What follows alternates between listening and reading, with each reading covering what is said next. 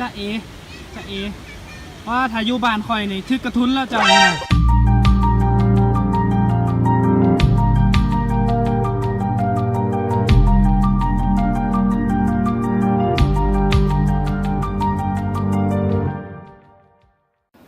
เอาเนาะท่านผู้ชมตอนนี้ข้าพเจ้าก็โยนำมูตอนนี้มาลินอยู่ที่ฮัวซี่กงหยวนเนาะตอนนี้เขาก็กำลังเข้ามาที่ถ้ำแห่งหนึ่งเนาะจะลองเข้าไปเบิ่งมันเป็นอะไรนี่หยับดูต้องเข้ากล้องนำไปแล้วโอ้มืดไปไฟให้ดูมืดลายเป็นผู้สาวขึ้นไปไหนบันไดแล้วยอดแล้วกองเสยโอเคตอนนี้ก็มาฮอดในปากถ้ำแล้วเนาะก็ออกมาถ้ำมันก็บ่ลึกปานใดนิดเดียวขึ้นไปเทิงต่อไปขึ้นไปเทิงไปเนาะ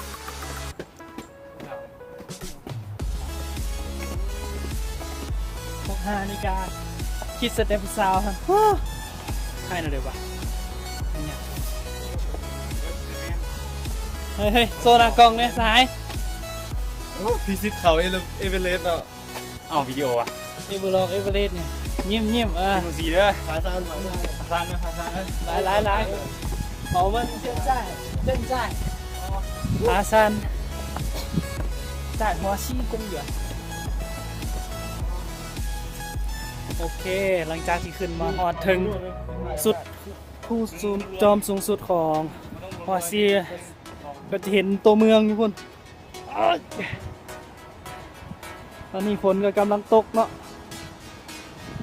มูทุกคนพากันถ่ายรูปอยู่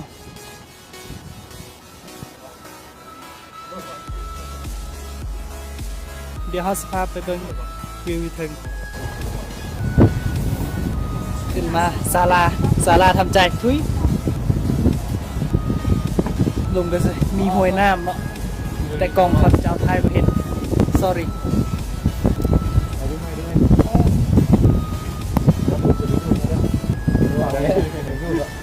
พยายามตกวะไปโดนลงไปยกสิหน้าเช่นพวกมูคือแล้วหน้ามูโยไปไทยหูบอลกองหน้าผู้นี้ก็มีแต่ลมผู้สาวฮันโอ้เศร้าไหมโอเคตอนนี้เขาก็ถ่ายรูปถ่ายยังเสร็จแล้วเอ้ยทุยตอนนี้ก็ถ่ายรูปยังแล้วกำลังสิลงไปลุมเด้คันใดลงไปลุมสุดท้ายบันไม้ให้เบิ่งเมื่อกี้เขาหลอดทำเด้มันไปทางลัดเนาะไปซื้อไปบันไม้เลยตัวนั้นทำยางพานมาแล้วตัวนี้จะเป็นดอกไฟพลังงานแสงอาทิตย์คริสแมนโอ้ยเทิงมีดอกไฟอยู่ที่ใส่ว่าดอกไฟเฮ้ยดอกไฟใส่บ่มีดอกไฟอ่ะไอ้ส่วนอันนั้นก็แมนลุ้มมันยังยางเนาะสาดก้อนเขามาขุดเลยเห็นบรรยากาศแบบนี้ป้าคิดฮอดบานเว้ยตอนนั้นเคยไปลินเนวบานั่นนี่นะ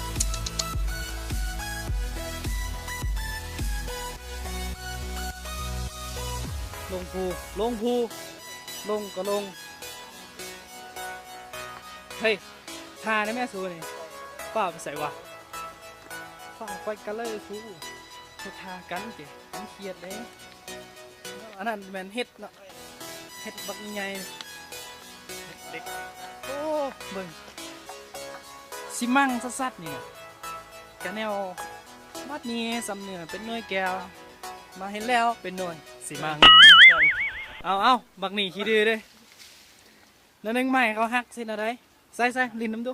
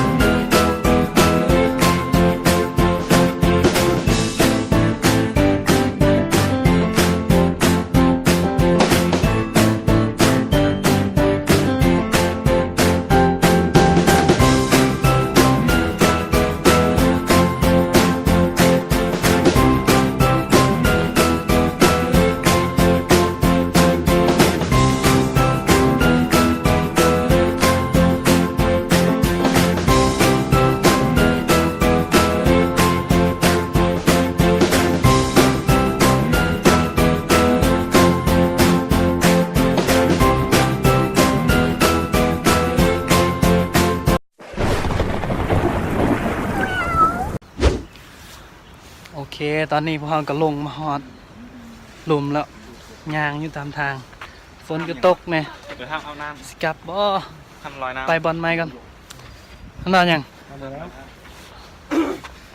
จิ้นเจอโยโย่งทำเลยนะซึ่งตอนนี้เขาก็กำลังย่างไปบอลไม้เนาะนั่นเป็นน้อง ตอนนี้ก็ลงมาลุมแล้วเป็นน้องน่าจะบ่เลิกน้องเลยนะมีน้ำอีกคักอยู่มวนอยู่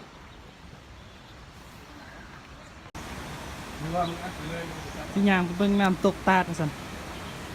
ทีละก้าวทีละก้าวเสียวเว้ยเฮ้ย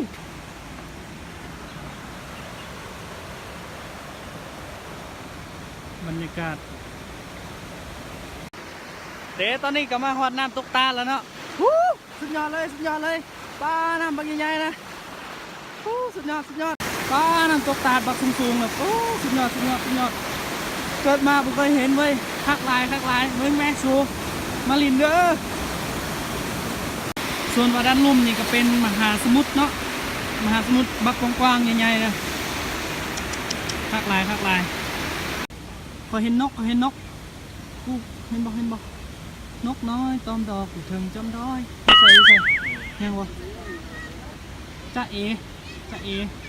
ว่าถ้าอยู่บ้านคอยนี่ทึกกระทุนแล้วเจ้านี่นะตัวนี้ก็เป็นมหาสมุทรที่คอยว่าเมื่อกี้เนาะทุยยอกเสือ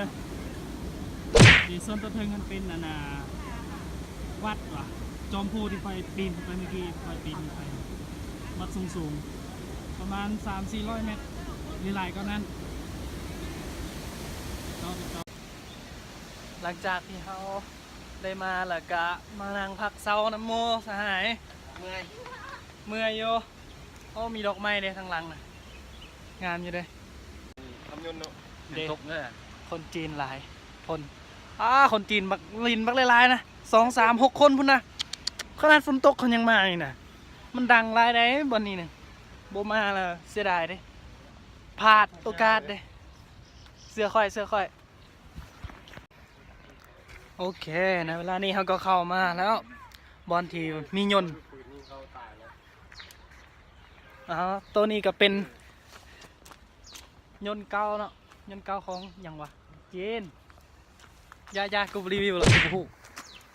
เป็นดูนั่นคือน้อย โคตรเก่าเลยเว้ยเนื่องจากว่ามื้อนี้มันฝนตกฝนเข้าตาเว้ยเนื่องจากว่ามื้อนี้ฝนตกเริ่มแห้งขึ้นแล้วล่ะเขาก็เลยสิได้กลับก่อนมื้อหน้าสิมาเบิ่งไหมยังเบิ่งบ่เบิดเถื่อเลยเบิ่งบ่ครบซ้ำคิดว่าสิเลาะให้ทั่วหัวชีกงหยวนก็แปลว่าสวนสาธารณะคิดว่าสิเลาะให้เบิดนั่นน่ะแต่มื้อหน้าซะโอกาสหน้าแล้วเจอกันไหมบ๊ายบาย